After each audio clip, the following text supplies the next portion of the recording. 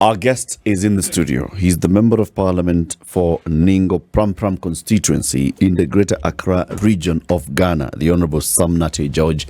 Good morning. Hi, good morning. Welcome to Kenya's biggest conversation. Welcome back to Kenya. Thank you. It's good to be back here. It's looking like it will become a second home for me very soon. Yeah, it appears so. What brings you to Kenya this time round? I'm taking part in the Africa Law and Tech conference, which is put together by the Lawyers Hub, Linda Bonyo and her team.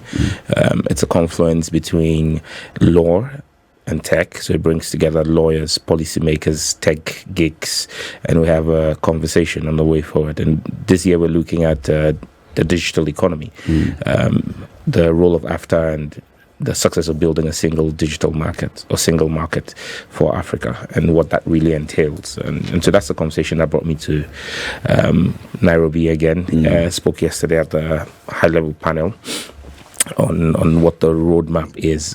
Ghana hosts the AfTA Secretariat. And so, are we really ready for a single digital market? Is Africa really in that place? As always, I have very interesting and strong views, which I shared yesterday with the panel. Karibu sana. Sounds like an interesting one, right? Yes, asante sana. Sorry, asante sana. Yeah. CT has the day's proverb, and this week's proverbs are from? They're about to say from Ghana. Then realize no, it's our guest who's from Ghana. The proverbs are from Sudan, Khartoum. Not all the trees in the forest make good firewood. Not all the trees make good firewood. So what do you make of this proverb? What's your interpretation of it? It's interesting, we think that firewood is made from trees that are cut, but it's wise saying to say not all trees make good firewood. So it's not saying it can make firewood. It can, but it's not good firewood. And good firewood is the one that will burn well when you're cooking your meal or when you're trying to generate heat for the household. So it's not everything. It's similar to all that glitters is not gold. Pretty much, yeah. But I think that it's a wise saying. So you must be careful of the choices that you make. Choices have consequences. Choices have consequences. We know that in Ghana. It looks like Kenya is beginning to experience it. Last time you were here, you delved a little bit into that in terms of the choices that the Ghanaian people had made and the Ghanaian leadership had also made. Yeah. And you talked about, the economic situation. Now, we've been reading about it. Ghana's economic crisis of sorts, where your inflation has really, gone off the rails, and very many other things have happened. Just let's start with the present. What's the present situation like, and then you'll take us back into how did we get there? Well, it's a pretty tough time for Ghanaians and Ghanaian businesses. At the current moment, inflation has dropped. It's dropped from a high of 56% to about 44% now. I think 42% for last month. Those are official figures. Professor Steve Hanke, who is a global renowned forecaster of international inflation rates, has actually put Ghana's inflation rate at 108%. But the government puts it at 42%. Borrowing bank rates, interest rates are hovering around 32%. It's pretty tough for any business. The currency seems to have stabilized. Okay. But that's artificial, extremely artificial, because Ghana's defaulted on his loans, on his external loans. So Ghana's not paying any of his external loans since November. We officially announced a default in November last year.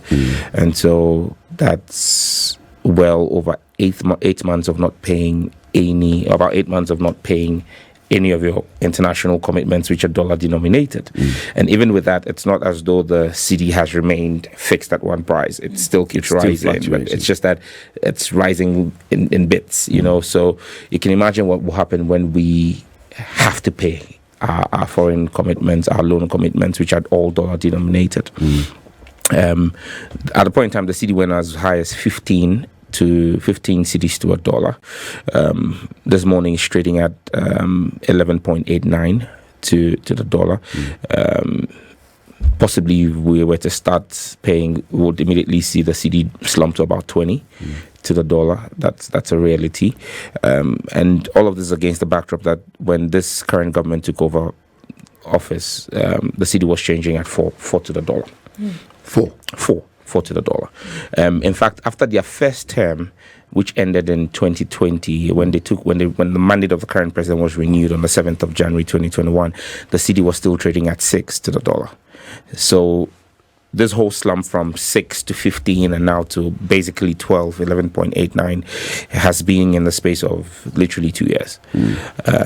But with the economy, it's not, you don't see the effects of the actions that you take overnight. They are medium to long term. And so the what we're seeing now where are results of decisions that were taking when this government came in 2017, 2018, and we're having to live with the consequences. Those are some of the challenges that we faced, and it's tough for businesses. A lot of businesses have closed down. A lot of businesses are migrating from Ghana to neighboring Ivory Coast. Taxation is mad. It's insane. And people are just going on social media in Ghana now and putting up the tax valuations, especially if you're bringing in a vehicle into Ghana. Someone was trying to bring in a 2023 Range Rover into Ghana. The Range Rover itself cost him about $250,000. The government slapped a tax of almost 1 million Ghana cedis, which is almost $100,000. On a brand new car that's not aged. It's a 2023 model. For example, what you would call, you say that's a luxury car. So a regular Toyota Corolla, or a Honda Civic. 2 years ago, the duty for a Honda Civic was 17,000 cedis. Now you're going to pay 45,000 cedis. So it's as though the government is just trying to mop up excess liquidity by overtaxing everybody. We've had tariffs for electricity and water skyrocket. We're paying almost 3 times what we used to pay. We're still saddled with a COVID-19 recovery levy, so we're still paying a COVID tax on everything that you do, even though COVID's been long and gone. Tax. Yeah, COVID tax was introduced by this government. So it's formally called a COVID tax? Yes, it's a COVID-19 levy. That's the name of the levy. And if you come into Ghana, what's the rate for it? It's 1% of the total value of whatever you're buying.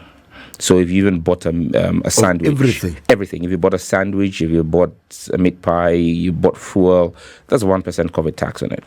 And that's the insanity of freebies. You know, it's when the government in 2020, because of the elections, claimed that they were handing out freebies, and we in opposition were talking about it and saying there's no free lunch even in Freetown, people said we were naysayers. And now we've been saddled with having to pay a COVID levy even after COVID is long gone. And when you're asking the government for accountability on the COVID levies, they're refusing to give you the accountability on it. Once you talk to any government person in Ghana, they'll tell you our economic crisis as a result of the Russia-Ukraine war and as a result of COVID. Yes. And I always have that simple retort. I ask them why are they dropping the bombs in Accra or in Kumasi? Because even Ukraine's currency is doing better than Ghana's currency. So Ukraine, that's bearing the brunt of the war. Even Russia, that's under a lot of sanctions, are still doing way better than Ghana's economy. So clearly, it can't be the Russia-Ukraine war. It can't be COVID. So Sam, those are the reasons that are being given. Obviously, Russia-Ukraine war. It's being used in very many places. COVID, of course, still continues to be one. What's the problem?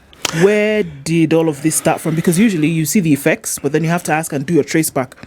Where did all this start? Fiscal indiscipline, basically. You just have to realize that when it comes to the economy, you can't run away with it. This is not a proverb, but they say statistics are like bikinis. They reveal a lot, but they conceal the vitals. And so government people would throw statistics at you and tell you they're revealing a lot of information to you, but it's really concealing the real vitals. Basically, when you look at the fiscal indiscipline that Ghana had, we were overexpending. Government undertook vanity projects like building a cathedral, A cathedral. A national cathedral, because the president said he had made a pledge to God in 2016 that if he made him president, he will build him a temple. Okay. And when he made that announcement in 2017 after he became president, we said to him, okay, it's fine. We all go into commitments with God. I go into commitments with God when I'm going into my elections, but I don't dip my hands into public funds to take care of them. It's my personal commitment to God. So build your temple. Then the next thing we hear is we're demolishing brand new houses that had been built for judges, Supreme Court judges, to make way for that cathedral. Then we're demolishing our passport office and a large tract of government land in prime Accra, right next to Parliament House, was being demolished. In fact, a private real estate development that was valued at 100 million Ghana cedis, which at the time was in the region of about 20 million, almost $20 million was demolished, completely demolished without compensation. And we said, you can't say state funds are not going in if you are doing all of this demolition and you have to reaccommodate the Supreme Court judges, you have to pay compensation to this private guy, you have to move the passport office. How big was a piece of land that was needed for this cathedral? Well, what has been taking is well in excess of about 20 acres of land. It's about 20 acres of land. 20 acres of land in the CBD. Yes, right next to Parliament. It borders Parliament on one side, and then our financial district on the other, and then International Conference Center, National Theatre right next to it. In fact, many people said, look, don't even cite it there because it's going to create a lot of traffic because all the justifications for it. Then the president said, it's going to cost us $100 million. And we said, of taxpayers' money? And he said, $100 million. Are you kidding? Wow. Oh, don't know. Relax. I'm not done. Okay. It's just the beginning. It cost us $100 million, and there was uproar about it. And then the next time we got a valuation, it moved to 150 million. And before we could finish screaming ourselves hoarse, the next valuation came at 250 million. Then it jumped to 400 million, and now we're sitting at 450 million. The investigation that a colleague of mine in Parliament has done has revealed with evidence that government has so far disbursed over $60 million from the taxpayers, the consolidated fund. And when you come to that site, in fact, it's called the most expensive hole in the world. $60 million has been spent, and there's not even a foundation yet. It's just an excavation of the ground. Over $30 million was paid to a friend of the president's cousin, who is supposed to be a world-renowned architect, Sir David Ajay, for the design. Is he world-renowned? Yes, he is world-renowned. You can't take that away from him. He's been knighted by the Queen. He's Ghanaian, born in Tanzania, but grew up in the UK. I mean, he designed the Rwandan the national monument on Black history under Barack Obama in the US. He's designed stuff in Russia. The recent interfaith building in Dubai, in Abu Dhabi, was designed by him. So you can't take that away from him, even though right now he's facing a scandal that has made him withdraw from all his endorsement deals in the UK and step back sexual assault scandal against some of his people. But that's David Ajay for you. You can't take that away from him. But he's not licensed to practice in Ghana. So first and foremost, he shouldn't have won that contract. And he didn't just win that contract. He won 11 vanity projects at the same time. And he was just paid up front. Now, what even freaks us out most is just 3 days ago, someone drew the whole attention of Ghana to it. And we didn't even understand how we had missed it. He was paid $23 million for the design. Now, if you take the design of that cathedral and you look at the Dulles Airport, it's a replica. In Dallas. Allah. Yes. So he basically just took that airport's design, reworked it, and handed it over to us, and we paid him $23 million up front. Did he design that airport? No, please. Just ask him. Not intellectual property. How the designers of the Dulles. So basically, you see that it's projects like that. And what the government called the free SHS program, which is to make senior high school free in Ghana. I'm a social democrat. My party is a social democratic party. We're not against free SHS. I mean, that's fine. But there really is nothing that's free. Somebody has to pay for it. And our argument was, you have kids and the way Ghana is structured is our senior high schools are graded in tiers, and that's really where the prestige is. So you talk about the Achimota Secondary School, the Infantipim, the Presec Boys. They're senior high schools. So you can go to a private school from kindergarten all the way to year 9, which is GSS 3, and then when you're going to senior high school 1, you go into one of these prestigious government schools, which used to be mission schools, which government has now taken over. Now, our argument was the people whose kids have attended international schools, and they pay. There's some schools in Ghana that charge $10,000 a month, a term, and parents pay that. You want your kids to have a good education. And I pay that for my kid all the way from kindergarten to GSS 3. And then as soon as he gets into a government school, one of these government schools, senior high schools, where the fees and everything put together is less than $1,000, all of a sudden you say I'm too poor to pay it. It makes no sense. You want a bursary. Makes no sense. So you cannot make free SHS free for everybody. It must be targeted. And that's what my government did in 2015, 2016. We started the free SHS by identifying, because already Ghana has a program where we have a list of the poorest people. We call it a Livelihood Empowerment Against Poverty program, LEAP, where every quarter they get cash grants. So you already have a targeted program that has identified the poorest of the poor. So if a kid from that household or household like that is going to school, you can make it free for that kid and let other kids in that school whose parents can afford it pay for it. And then you could even increase those fees and let my child, let's say the fees of 2 kids that are paying will take care of a third child who cannot pay. That's actually how you run a social intervention program. But no, the president wanted to score political points. And so free for everybody. They took off the entrance exams. So right now, even if you had a chain entrance exams, the qualifications that will take you into senior high school. So right now, if you had a chain of Fs in Form 3, in GSS 3, you just go in, because he wanted to campaign and say, I've increased enrollment and everybody's free. And now you're having a problem in our universities. The children who can't even spell their names in our universities. Lecturers are complaining about the standard of students who are in there. Someone writes a 300-word essay without a comma or a full stop in there. That again is a problem that it's being created, because free SHS is costing us about 1.5 billion Ghana cedis a year. Now, apart from all of that, there's just the pure graft, pure theft, and pure corruption. It just doesn't make sense, because you can see every day there's one scandal after the other of government individuals in government who are just siphoning money. So when you have all of that happening, and your tax revenue measures, which are supposed to fund all of this expenditure, all of this vain expenditure, is not up to scratch and it's not happening. What happens is you borrow. You have to borrow. Now, if you look at Ghana, I don't know what's happening in this part of Africa and in Kenya, but at a point before, under this government, last year, Ghana was doing 15.6% of GDP in tax revenues. So basically, when you look at the size of our GDP, what our tax revenues are locally is about 15.6% of our tax revenues. All our neighbors, including smaller economies like Togo, like Benin Republic, are all doing on average 22% of GDP. So we're doing almost 7% less in terms of tax revenues. Yeah. But our expenditures are way over the top. So then you're investing in these projects that you cannot afford, but because you want to score political points, you're pushing to do them. So you have to do one thing: you have to borrow.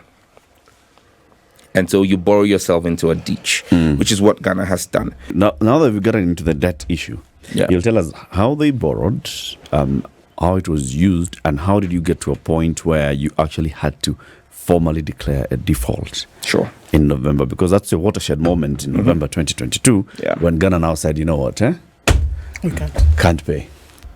Now, you've been telling us how we got here. Yes. Revenues that are being raised domestically, not enough to sustain what is there being done in terms of government projects. And you're calling them vanity projects. So they had to borrow. How much was the debt by the time we're talking about defaulting? Well, our debt officially was around 80% of GDP, which was somewhere around in the region of about 78 billion US dollars. But again, government had introduced something called smart accounting. And so a number of loans were put under the line, and so those were not added. If you added all of those loans, which are still government exposures, you would have come to somewhere in excess of 102% of our GDP. Wow. Yes, but government basically will say, we've taken this loan, but we put it on the book of this parastatal. It's not on our books. Okay. But, I mean, they call it smart accounting, but I mean, basically what happened is we then had a widening deficit gap. And so what it forced us to do, and when I say we had a widening deficit gap, the baseline internationally for economies is you shouldn't do in excess of 14%. In terms of your deficit, should be more than 14%. And that when you're 14%, it means you're in problems because it should be less than that. Ghana was doing 25% of deficits. Of deficit. So we're doing almost double what we send you into the ICU. When you're doing 14% as an economy, you go into the ICU. So a quarter of your budget is basically borrowed. Literally. And what that then happened is government started borrowing both locally and internationally. And in borrowing locally, what happened is government then begins to compete with private capital, private businesses. Government is borrowing, and for banks, they're about profit. Government seems to be the safest to borrow from. Yeah. And so they would rather give money to a government than to a private business. Yeah. So then it means businesses that needed capital from banks to be able to grow and employ more people were deprived that. And so manufacturing and services in Ghana started deepening because government was taking all the money and mopping it all up. Now government forced these banks to flout the Central Bank of Ghana's single obligor limit to a single entity, because there's a limit on how much you can give to a particular entity. Expose yourself to a single borrower. And that includes the government. Absolutely, because what you do is you're exposing the bank. If that entity fails, the bank will fail. Yeah. And so, unfortunately, most of the banks were exposed to 80% to government.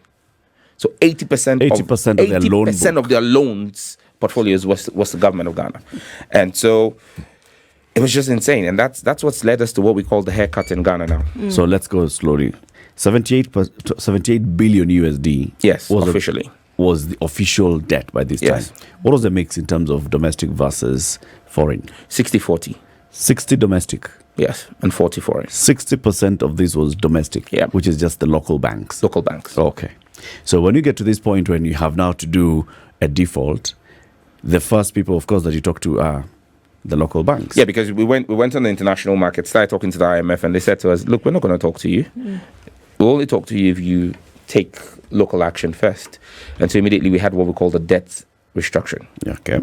A DDEP, domestic debt exchange program, where basically government said, and this is what's heartbreaking, because you had people who'd worked for 25 years, 40 years. I mean, my parents are still alive. My parents basically have nothing again.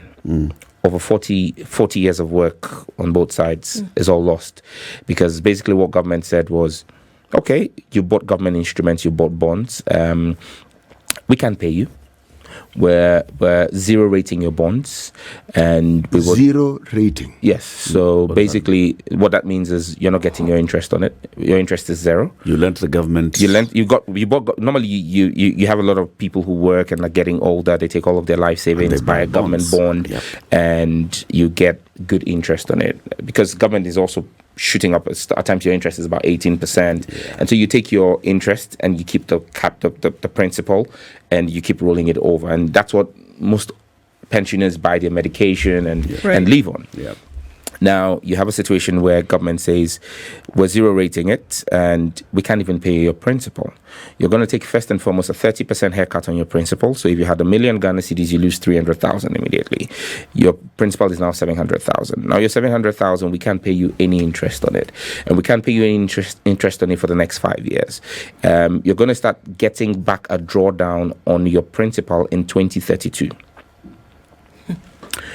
Now, so even this 700, so you had put 1 million CDs and government instruments. 300 is gone. Yeah. This 700, you will not even be able to access it You won't be able to access For it. the You won't be able next to get 5 any years. interest for the next 5 years. It's zero rated, and until 2032, which is, and this was a conversation happening in 2022. So for 10 years, you can't even touch your principal. You can't liquidate your assets. Yeah. And so basically, that's basically where we found them. So you had pensioners who couldn't buy their medication, who couldn't feed, and all of that. I mean, that's how bad it got. Several times I walked into a pharmacy to get my parents they're old. My dad is almost 90 years. My mom is almost 70 years. And so you realize that they have lifestyle or age-related health conditions. And you go into the pharmacy to buy their medication, and you meet people, other elderly people in there. And because the CD lost its value, the CD dropped from 6 to about almost 15 at a point in time. Most of our medication is imported. So cost of medication also skyrocketed. More And than so, doubled. Yeah, I mean, I know what I used to spend a month on the medication for my parents. I'm paying almost 4 times that now. And so you go into a pharmacy and you see someone with a prescription, and it was heartbreaking every time for me, because those could have been my parents. He goes with a prescription. He's supposed to get 30 tablets, one for a daily, and he says, "Can I get 10?" So it means he's going to take one, skip 2 days, and take again. And some of those medications are things you need to take on a daily basis to survive. But he doesn't have the money for it, because his money's locked up. The cost of his medication have gone up. So these are the real life challenges people had to face. Sure. People had to pull kids out of school and change their schools because you can't afford to pay the fees again. What is the response to these realities from a government point of view? Because these are things that you see. It's not pulled out of space. These are the things that are happening on the ground with the citizens for whom a government is put in place to protect in terms of livelihoods. What is the response to these real life situations as a result of this first action? Oh, it's not the problem. It's not a fault of government. There's Russia, Ukraine, it's COVID.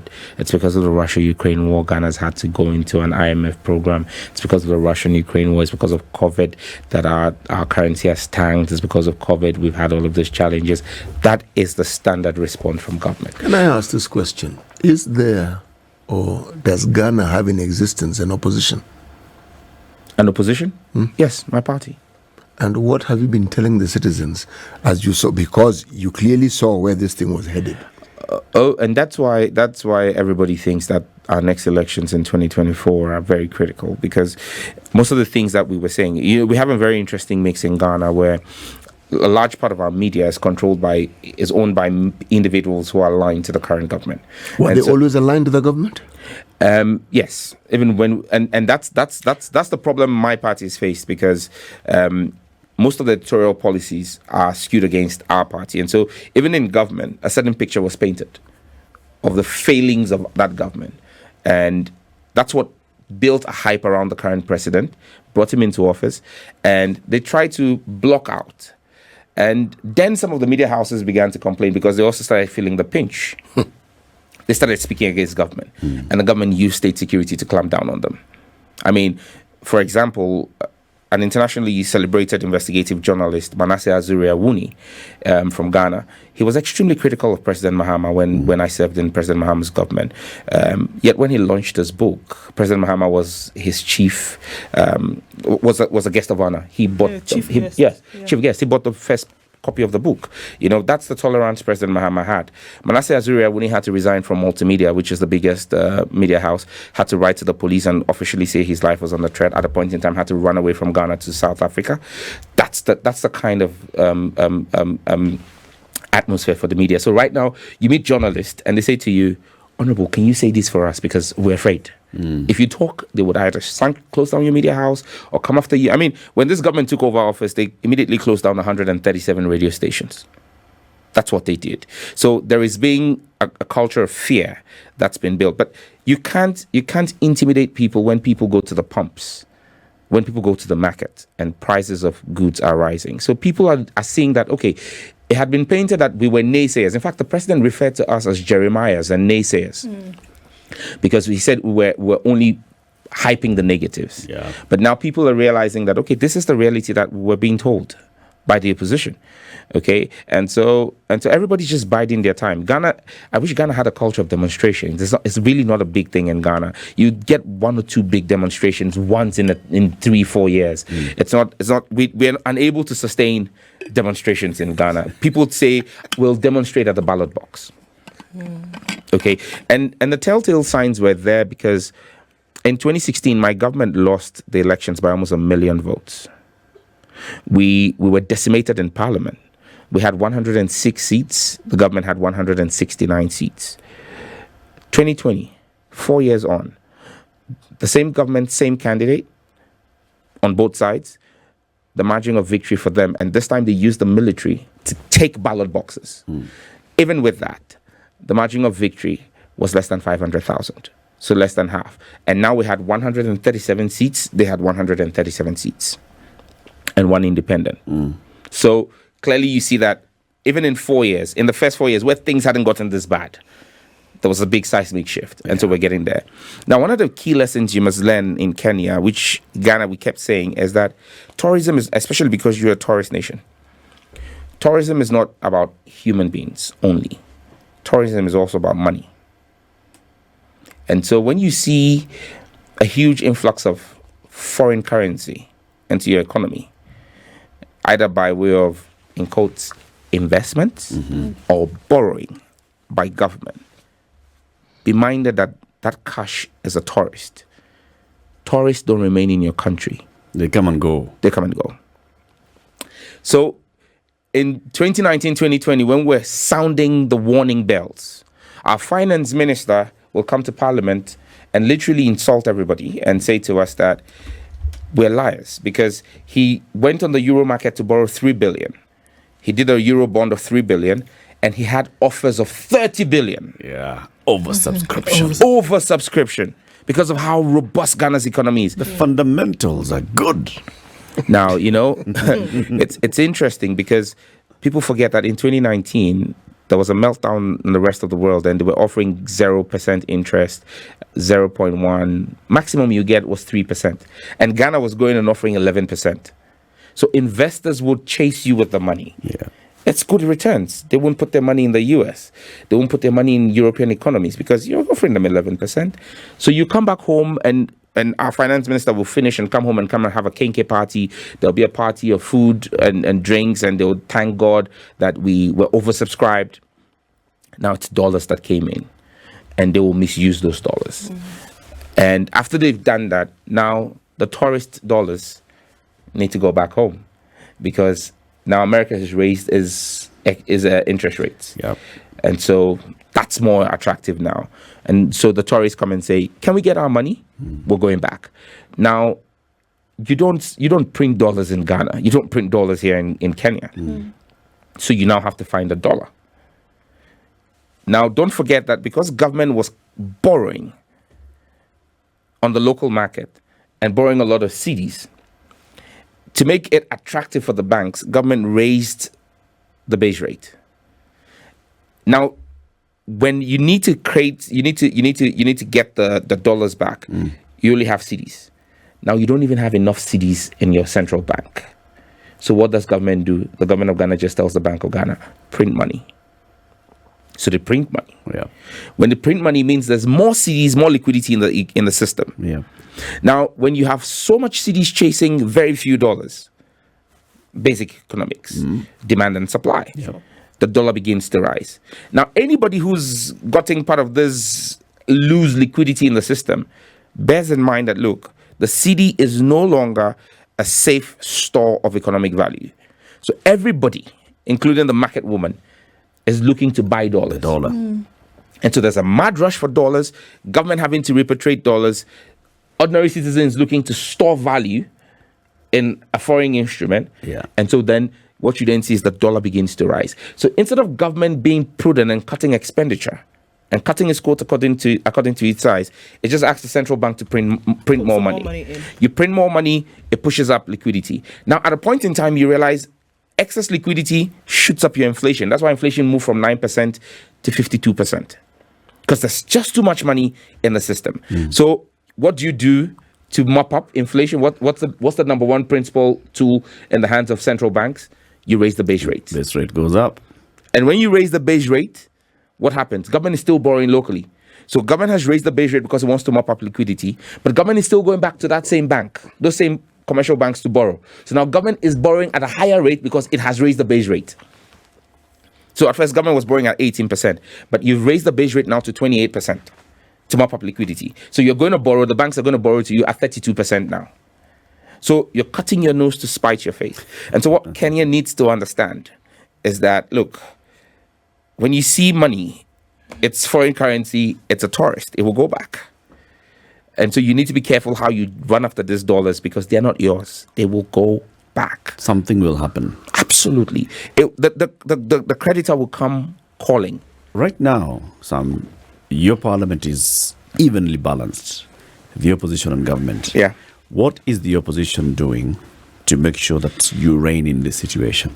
Well, we have a fine balance in Ghana. It's 137, but we have 275 members. So there's an independent member who used to be a member of government and fell out with the president, ran independent, won, but he's decided he's going to do business with government again. So you always have that situation where when there's a head count or there's a vote, it ends up being 138, 137. He gives them the number. He always gives them that one additional number that they have. But what we're doing is for example, yesterday Parliament couldn't sit because government is literally trying to prosecute a number of our members on trumped up charges.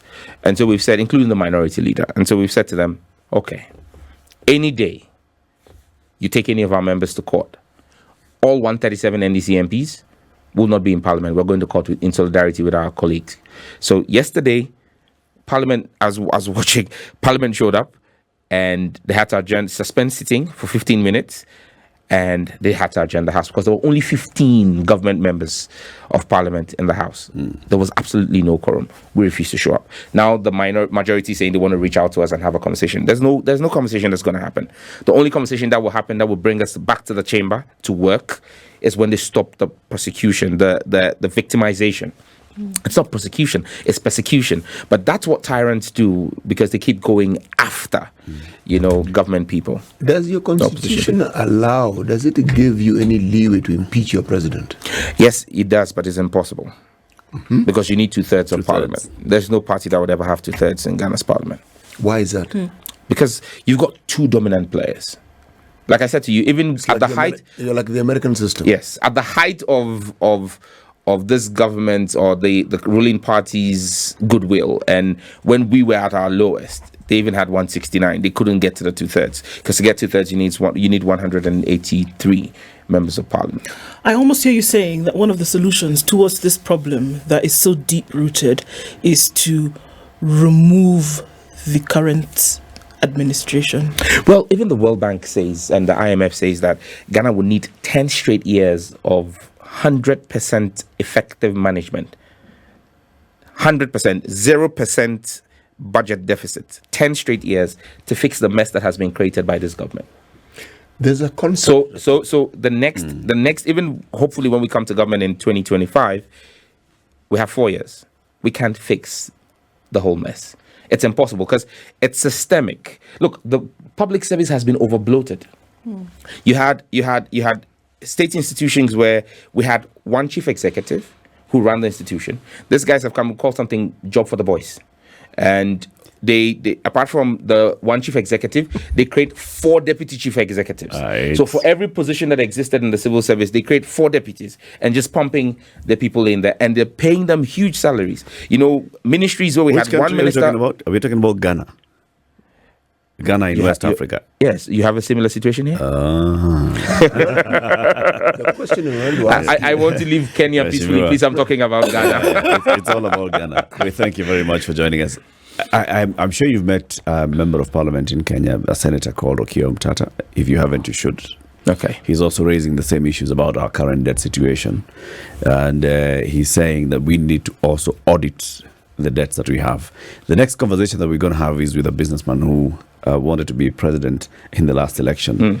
He's joining us. His name is Jimmy Wanjeke. He's also been raising issues about debt and especially domestic debt. That's what we'll be discussing in the next hour. Thank you very much, George. The pleasure is mine. Thank you so much. Asante sana. The Honorable Sam Nartey George, Member of Parliament from Ghana, as our guest. Keep it here for more. This is the Situation Room, the only way to start your day.